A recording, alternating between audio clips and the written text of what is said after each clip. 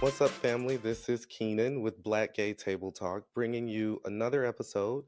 Today, we are welcoming Armani Walton, influencer beyond influencer, okay?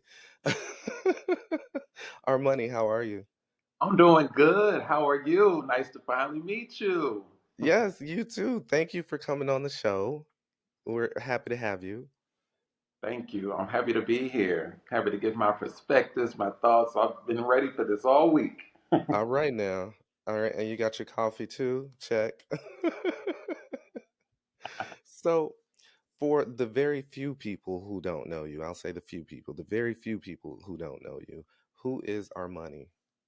Armani is an American gay influencer, content creator, print model, brand ambassador, urban fashion connoisseur, party boy, outgoing.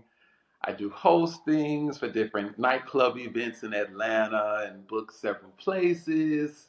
So just hardworking at this point, making it work and doing it with influence. All right, now, doing it with influence. I love that. So, how did you begin this journey? Like, what made you want to tap into social media and the social, realm of reality? Yeah, so originally starting off social media around college time, that's when I had my first brand ambassadoring deal with Fashion Nova. So it Yeah. started there. I just decided to be more into the lane that I'm already in, the LGBTQ community. Mm-hmm. Basically, getting that experience, doing that, branching off, networking, working with different people, and that's how I've gotten here so far. Mm-hmm. So the deals kind of transformed Fashion Nova Express, Rockstar Denim to now with underwear brands for the LGBTQ community, different hostings I do, events. So it all just kind of branched off into more of that lane, something more relatable, something that I have experience with. So that's how Got it. it's today. So, okay, so you always kind of had it in you to want to, be that influence and tap into the community, right? Yes, and to also inspire young guys because when I was coming up in the game, there was really nobody that I really looked up to in our community per se of what I'm doing. Mm-hmm. Tap into that lane I and got you. elevate with it and take it to another level. So that's what I've been doing so far. I It's been got you. That's cool. And I love that we're having a moment right now. Like we are having a moment. mm, In my day, there wasn't really anybody to look up to. Well, I say in my day like we are. We're not old, okay? right. But but representation matters, and we did for the longest we didn't have it. So thanks to social media, like, there are the bads that come with it, but the good is we're starting to get that representation. We're starting to be able to have that relating to those individuals who are brave enough to step into the limelight. So Exactly. I love that. Thank you. Thank you. And I love what you're doing too, giving us the platform to express ourselves and give our perspectives. It's really dope because, in the Mhm. media, you really see one sided of what they portray a gay black male to be. Mhm. So much Mhm. that, we basically run the industry and you only get to see maybe one or two parts of it. And we really have taken this somewhere else. We're Speak right. it.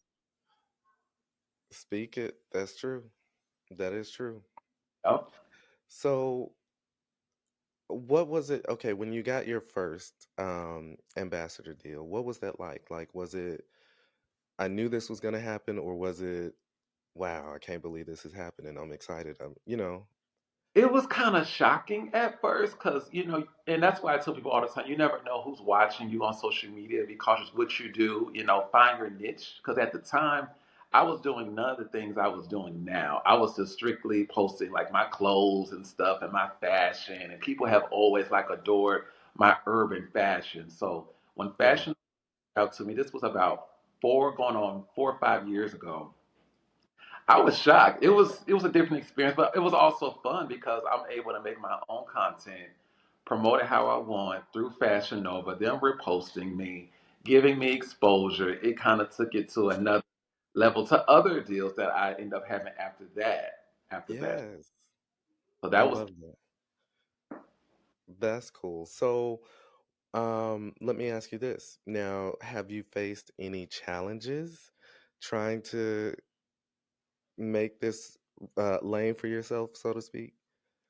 challenges. I would say the kind of content that I post now, most Hmm. likely brands, probably wouldn't hire for certain things relating to urban fashion, I will say, because of the type of content that I post now are more like sipping paints and of course like modeling new pics and my pictures. And I would say that's the only thing that has probably hindered, as in big urban brands most likely may not go with you because of that aspect, because you're a black gay man. But I see all the time when a straight guy does it, it's nothing.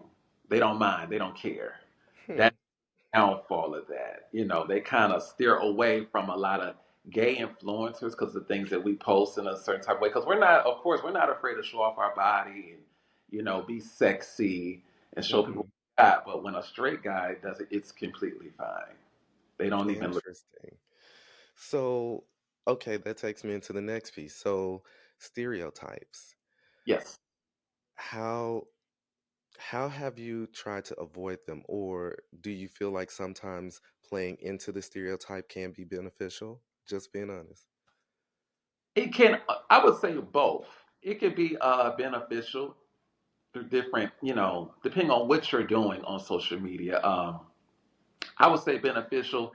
You may not get a certain deal with the urban company, but of course, with our people or with a different brand, they may love it. And that's where it goes in with the underwear brands. They love gay influencers. They love because, we, of course, the body type, the frame, the boldness, they don't care. Right. They Right. they want to promote it. They want to enhance. They want to help you help them collaborate. Yeah. So So, I would that's the beneficial part.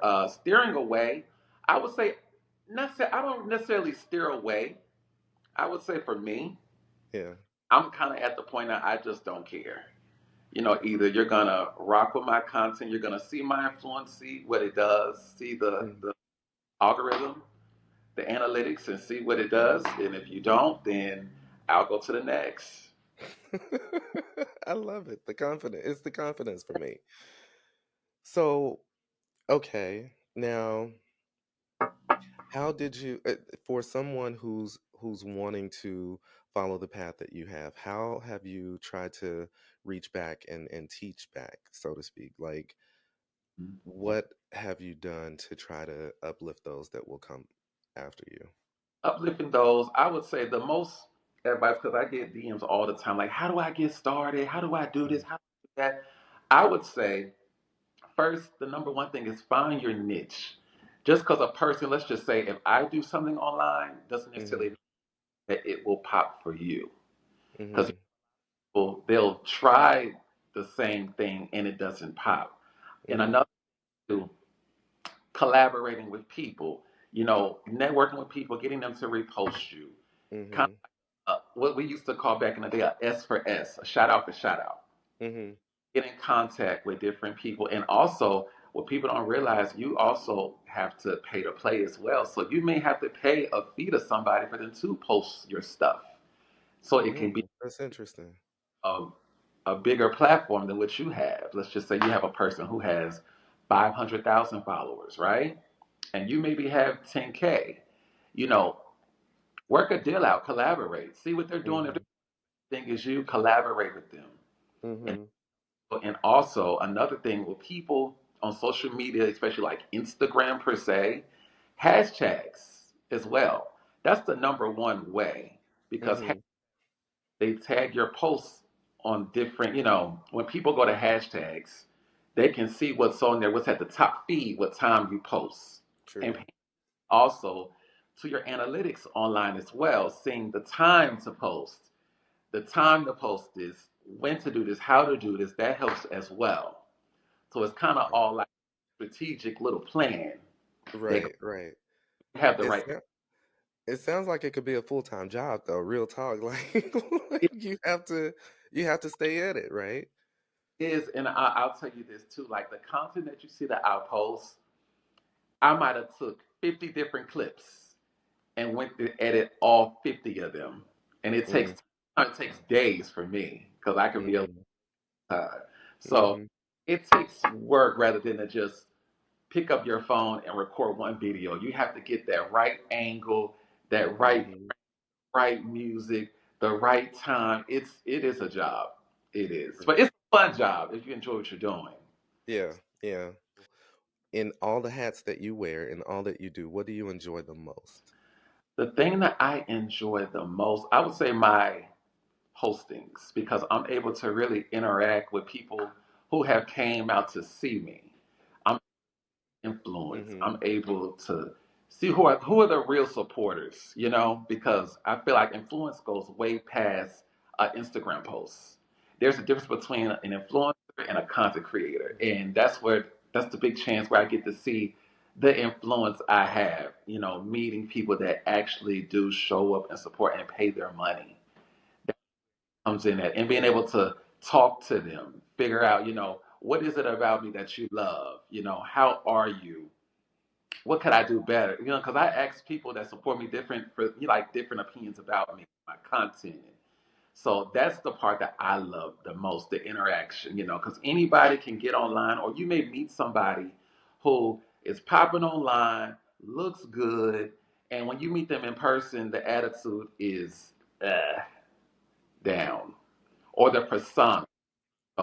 That's the yeah. part I love the most. I love to see my people go out for me. That's That's and I love cool. that you pointed out the difference between a content creator and an influencer. There is a difference, and I don't think it's said often enough because, like you said, a lot of people do think it's just picking up the camera and, oh, let me post some content, let me do this. But there's a whole other realm to it. Well, of course, depending on you and what impacts you're trying to make. You know what I'm saying? Exactly. So I love that you mentioned that. Hmm. So that takes me over into advocacy. Yes. So you're an LGBTQ IA plus advocate. You do that work in addition to. So how does it feel being able to impact the community that you're a part of? I know sometimes it can be different, right? Like, oh, well, I have impact here in fashion, which can be, versatile or what have you. Mhm. But to impact the community that I'm a part of, you know what I'm saying? Like, how does that feel for you? It feels good. Like, for instance, I'm a TGN panelist. Hmm. TGN stands for the Gentlemen's Network, and I'm a panelist. Actually their youngest panelist. I'm 27. So the advocacy work comes in with that being able. What we do is we go around. We're actually going to start a tour starting this summer, but Hmm. locally in Atlanta, we have these panel discussions that discuss different topics in the gay community, and we have people come out and we give our perspectives. We promote different things with LGBTQ rights and advocacy. So that feels really good to know that I'm stepping out of my element other than some social media stuff Hmm. to inspire and give informative information that will help most people in our community with their lifestyle. Because a lot of people still, even guys older than me, they still don't know how to really navigate and what Hmm. not to do. So that really that really inspires me as well to be able to have a different influence. Yeah. Okay. I like that. So, what was your um what was your approach to making sure, because obviously with each audience that you influence, there might be those tweaks you may have to make sure you're appealing directly to them. Uh-huh. So what approach would you say works best for you with reaching our community? Reaching our community. So I do that. I'm gonna tell you this. I do it in different ways, and it all Okay. We're gonna start with brand ambassadoring, club hostings, being a teaching and panelist, and also, which in the Black gay community, we could be very sexual and provocative. So I do Okay. different ways that ties into one as a marketable person. So I'm able to reach four different audience, I would say. All in, Yeah. I've kind of done it in a very strategic way, in a respectful way as well, where Okay. even though they, let's just say, they may see me nude online, or they may see me do a panel, they may see me modeling something or a hosting gig, and it's all the same. I don't get treated any differently. It just goes all in the same umbrella for me. I've been able to do that successfully. So I'm That's four different audiences and have them come together. And I feel like that's important in the Black gay community. You know, it all yeah. hand in hand. Yeah. That's cool. I love that. And of course, yes, things can be sexual over not over we we enjoy the art of sex, right? So, but now there's a whole other piece to that too though. So, Mhm. yes, we can be sexualized and sex is prevalent, Right? but how are you using your platform to promote safer sex and responsibility in having those conversations before it even gets there?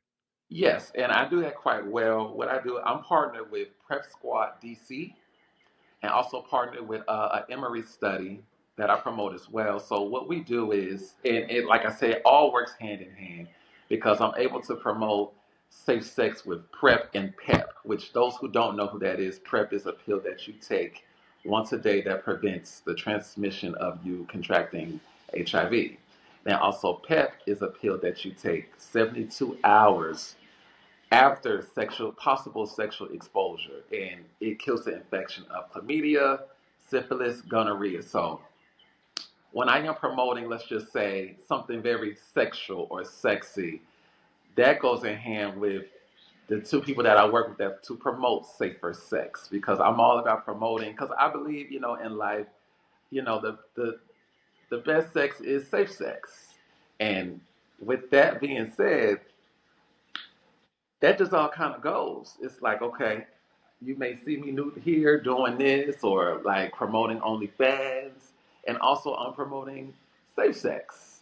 So that's how I can put that together, all in the same message, and Yeah, out with that too as well. I love that. I love that, and that's responsible on you too. I mean, I like that.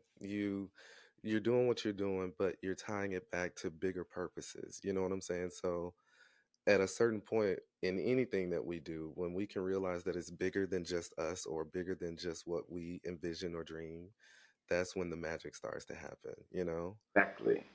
I Ex- love that. Another thing Oh, that, I think that in our community, the Black gay community, I will say, hmm you have a lot of people who, they try to hide, or, try to be, keep their sexual life at a discretion. And my thing is, nothing wrong with having these talks and these conversations. It's part of life. You know, hmm yeah, my social media, it definitely helps promote that. Be out and open about what you like to do. There's nothing wrong with that, because, sex is part of life. We're gonna do it. Why not, why be silent about it? Let's be bold about it. Let's get into it. Let's be comfortable. Let's make it fun, enjoyable. We're grown. Well, most of us, we're grown. right. So, you know. I like that. Okay. You mentioned having these different hats, or you may be seen with this type of content online and, et cetera, et cetera. So, well, I know you said you don't give a damn. You're starting to not give a damn, but to a certain extent, right? You have to kind of take time to dispel some of the misconceptions, right? So, are there any misconceptions that you'd like to dispel now? Yes, I would say, as a content creator slash OnlyFans creator, I will say people have to realize there's a big misconception with that because people always just look at you as, you're just explicit, you're this, or promiscuous. When it's the total opposite. That's just another form of a job that you like. You like to show off your body. It's art. That's how I look at it, honestly. When I post Hmm. content, it's art. So that's a big misconception I feel like that goes around, or a misconception of, with dating somebody who posts certain content like that. Truth. Hmm. Oh, people always think, well, is it hard to find love and dating and this and that? When no, it's quite easier. Really? I've It's heard the opposite. Explain. I mean, my dating life has always been like fun, but as Hmm. I start doing certain content, you get access with certain individuals. Okay. Perspective. You're not so put into a box of being a good boy.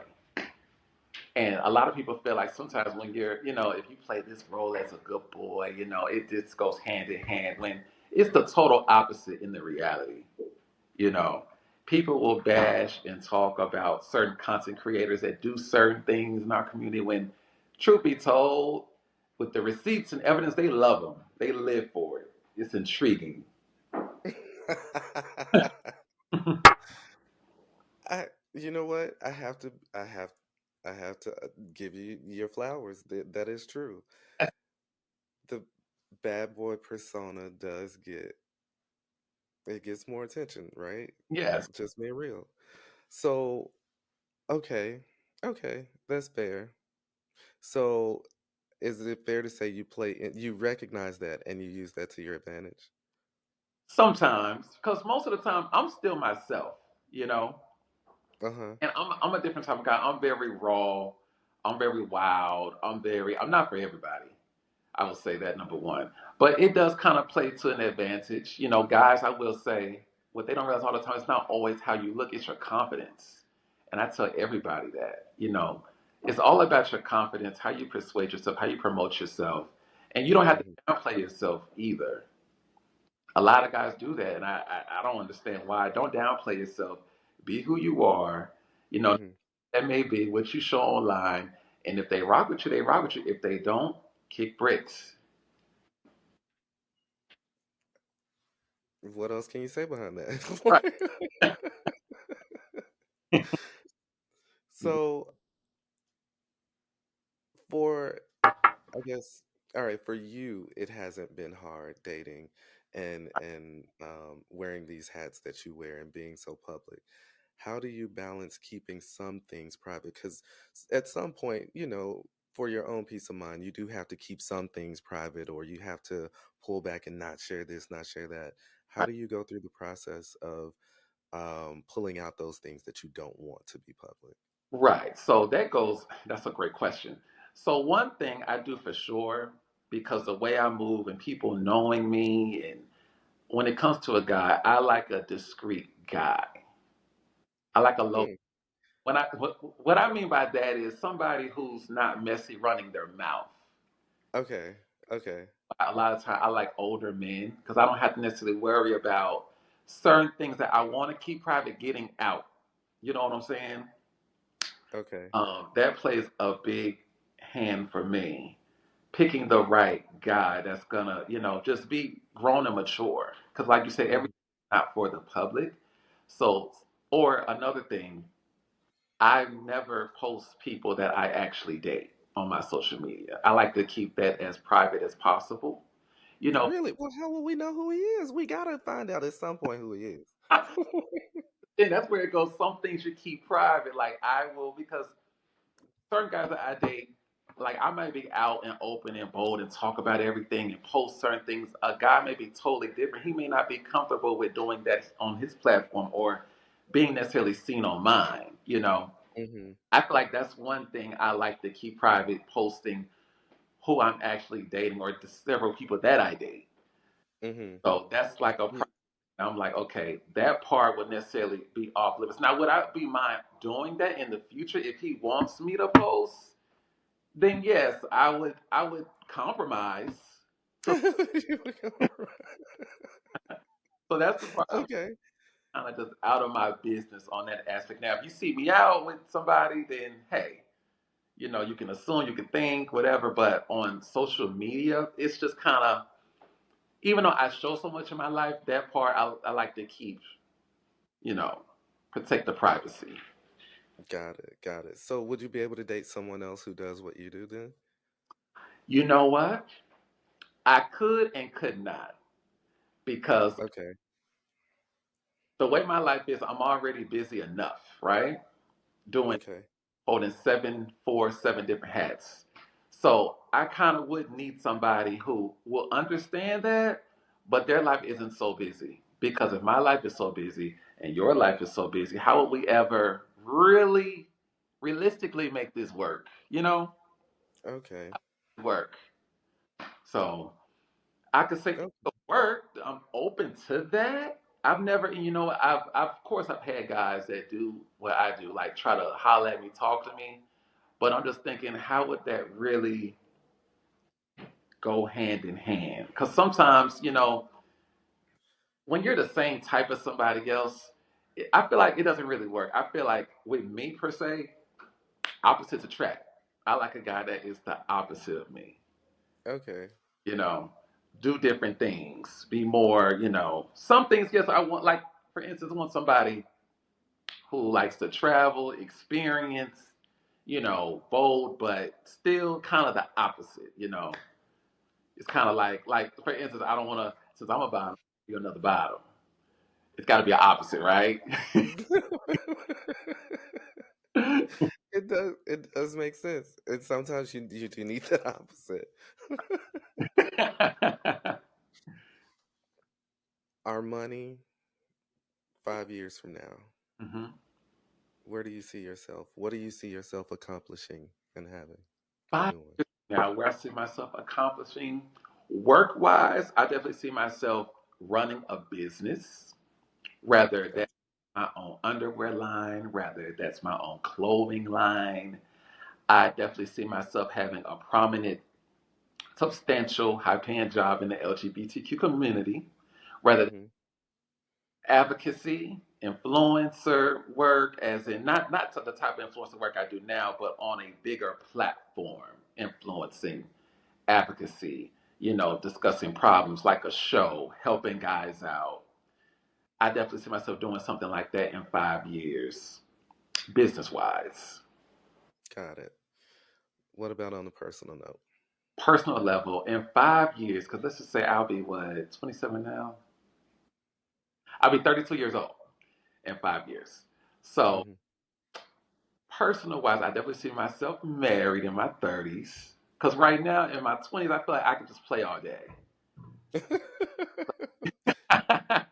I mean, you can. There's no rush in it, right? Right, it's no rush. I definitely feel like, in 5 years, it's definitely time to settle down, find someone who's on the same level with me on that scale, want to settle down, have a family, marriage, of course. I definitely want Mhm. kids. I have to find the right surrogate. So that's Yeah, on a personal level, being really serious with somebody. got it. Mm. At a certain point, right, you will have accomplished these things. At Right. what point will you say to yourself, you know what? I've done it. I've done it. I've done it all. I've done it enough, or I've done what I set out to do. When do you think that will happen, or what do you think will be that thing that makes you realize, okay, I'm good. I've done what I came here to do. Oh, that is a great question because, and like I say this all the time to people, in this type of game industry that you're in, I feel like with certain things that I do, you don't get in to stay in. The thing is to get in to get out, right? Mm-hmm. I feel like I feel like when I'll necessarily be done is when I've reached a certain height.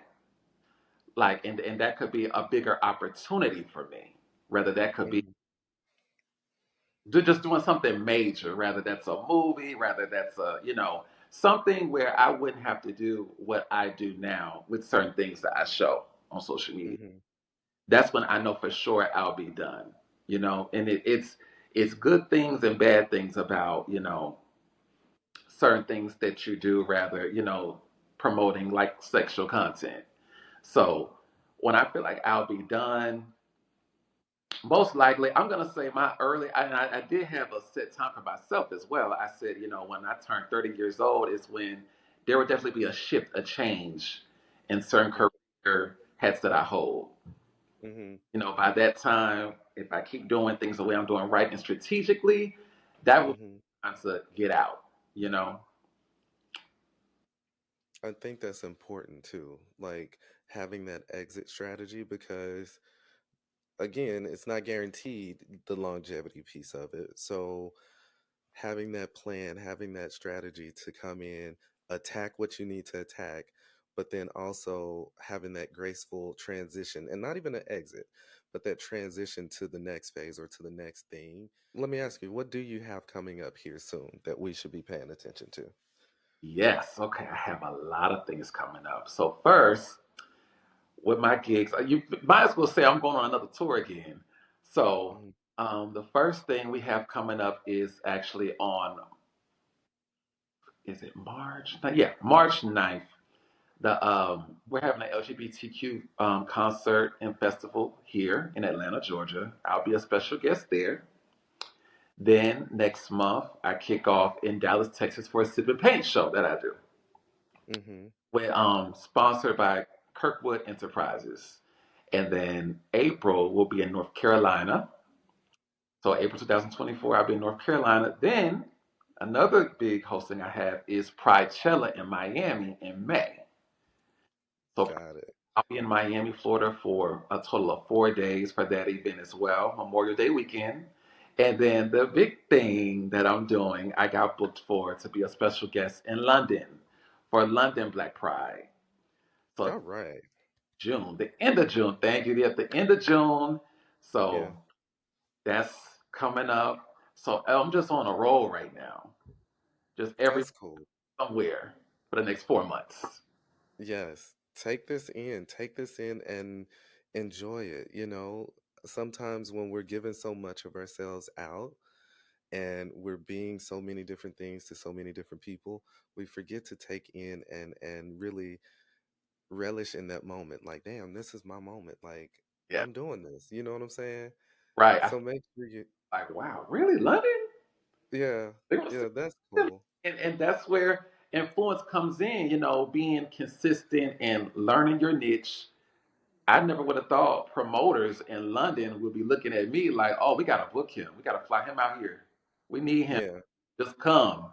Like, amazing. I'm like, wow, That is amazing. little. That is amazing. I love that. I love that. Okay, so where can viewers go to get more information about you and your upcoming events? Yes. So, of course, you want to know everything as of what's recently going on with me in my life and different things I'm doing, projects, events, my Instagram at Armani Walton, Twitter, Armani J. Walton. And of course, certain facts, different facts about my upbringing and, different things I've done. Of course, they can just Google my name and it comes right up. All right. So actually, with your upbringing, and I want to go back a little bit. Okay. With your upbringing, um, let's say 10-year-old Armani, Hmm. did you see yourself here today? Absolutely not. I remember 10-year-old Armani was a down low little kid, scared, stuck, didn't know who he was, and would just fantasize over R&B singers. No, I never thought doing what I was doing now. I'll tell you this though. I didn't know what I was gonna do, but I always knew I was gonna be a star in some type of way. I Okay, always knew, always felt it at a young age, 10 years old. I knew I was gonna be something, but just to know exactly which direction. Because of course, at 10 years old, you're just a baby. You don't know what's what. You just true. I'm watching videos of Usher and Michael Jackson thinking that's gonna be me. I don't know how it's gonna be, but it's gonna be me. So, but no, never thought That's I'd cool. be able to really do what I do now. Because at one point in time, that wasn't my reality at all growing up. Mhm. Growing up was so different from me being really grown and exploring myself and desires and wants within an industry. So, Never saw this coming. It was a totally Got it. So, how did you come to terms with your sexuality? Like when, I guess you decided to come out and be open about it. How did you come to terms with it? yeah. So and that's another interesting question. So of course, all my life from a young age, I always knew I had a liking to men, always. Okay. And for me, like I only love older men. I love older men. So Okay. I always knew I had a certain liking towards men. I never felt for women ever. Never. And I honestly do feel like I was born this way. This wasn't a choice for me. I always had these feelings. Same. Same.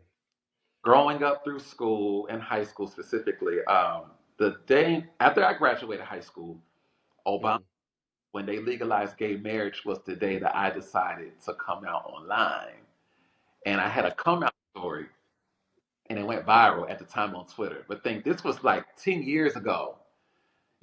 I didn't think, mhm. of course, you probably wouldn't see it now unless you Googled me and it came up. But that was the day I realized, okay, I'm ready to live in my truth fully. I don't care what nobody thinks. Mhm. Do me, I'm going to go with it. I'm scared. I'm scared because at the time, I had a lot of straight friends. Mhm. So, of course, I'm scared, like, what they going to think of me? What people going to say, as in family as well. Like, oh, you know, and that day, I just had the courage and just came out with it and posted what I was, which was a gay man.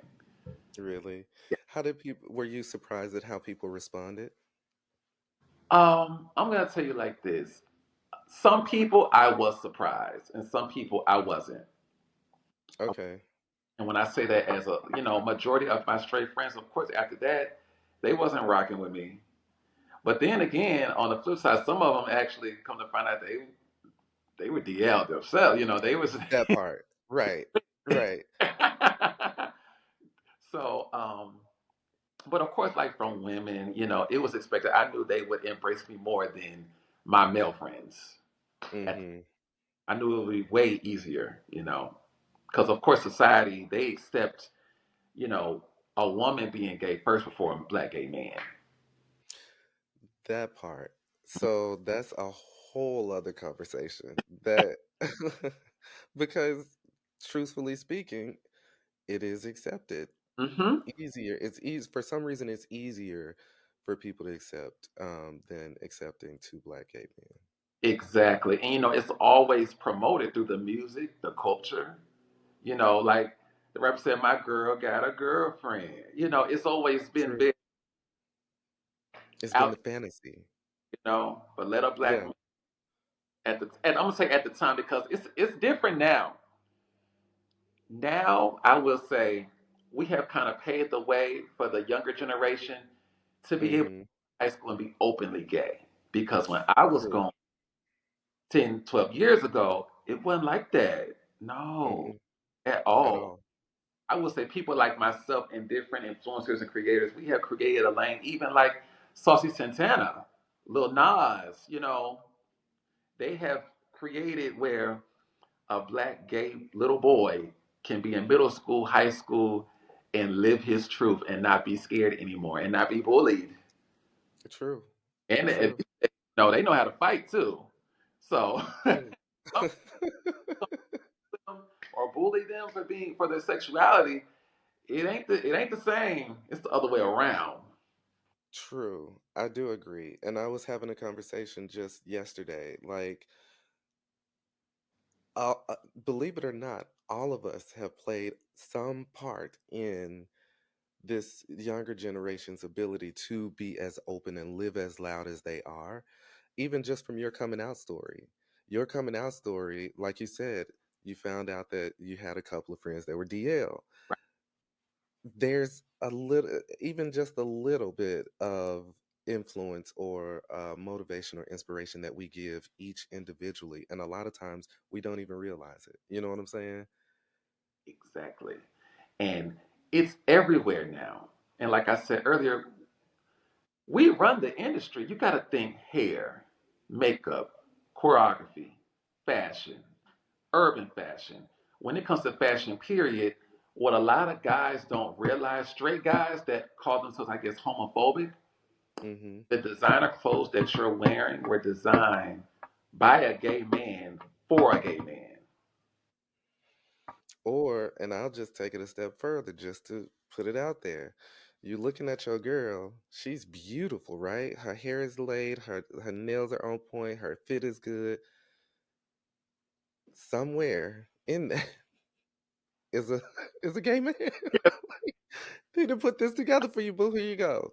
Right, right, right. So Same. there's definitely always been that influence, but we've been pushed to the back to, support, but not necessarily be out front. Right. So that's why I said I'm happy we're having this moment we're having now. Yes, yes, because the people need to know, and yeah, another thing too, when it comes to that, with women as well, you know, um, a lot of gay men, I feel like when it comes to certain industries that, of course, women are obsessed with hair and makeup, we need more promotion on the stylists, the makeup artists. They should be way further than what they are instead of being in the background of the celebrity they're styling or doing makeup and hair for. You are Yeah, why she looks good. Because without you, she wouldn't look like that. Now, she wouldn't look like that. I love it. It's real. That is so real. It's real. need us. The world does. True. True. So, are there any lasting words, any tips that you'd like to give, or any suggestions that you'd like to give to our viewers? Yes, the viewers, I would say always be yourself, remain yourself, don't be a follower, go with what you want. We only live once, so don't be scared to do anything that you don't want to do or do want to do. Just live life and love. Mm, live life and love. All right. Well, I enjoyed having you. Thank you. I appreciate you coming on the show. Family, if you've not already, make sure you follow Armani Walton. Um, he, as you can see, he's so much more than just what we get to see often. So, again, thank you for the time that you've given us. Thank you for the insight that you've given us into how you basically market yourself and how you look to impact the world around us. And we are impacting the world. I want you to know that. Thank you. Yes, we are. And thank you too for the opportunity. I think it's great that, we can collaborate and have these discussions and talks and be able to really bring more awareness to our community, Yes. able to, because there are still some, younger black gay guys that still have questions that they can't ask anybody. And when they look at this platform like this and be able to feel comfortable and feel like they can relate, you know, Yeah. it's really important. This is true. This is true. We thank you, and you are making a difference. So Thank you. we will be there to watch you on this journey, and hopefully you decide to come back and see us again. Okay. Absolutely, absolutely. I will. All right. All right, family. Our money, Walton. We thank you.